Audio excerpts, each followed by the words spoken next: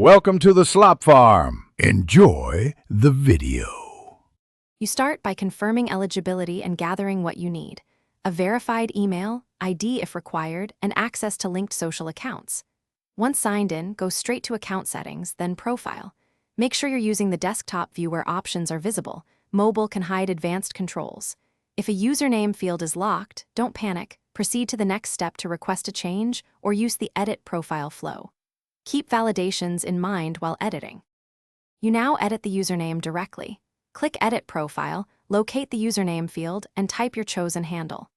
Pay attention to validation rules: allowed characters, minimum and maximum length, and uniqueness versus existing accounts.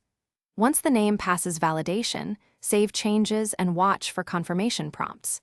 If the field is disabled or your change is rejected, use the support form or complete identity verification. This often save your change and confirm it via the notification or email you receive.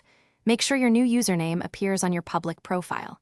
If the update doesn't show, clear browser cache or reload in an incognito window to rule out caching.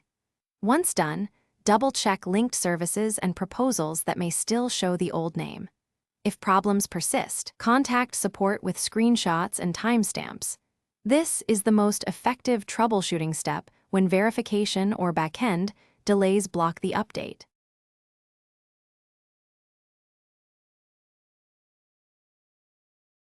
Thanks for watching. Consider subscribing if we helped you today.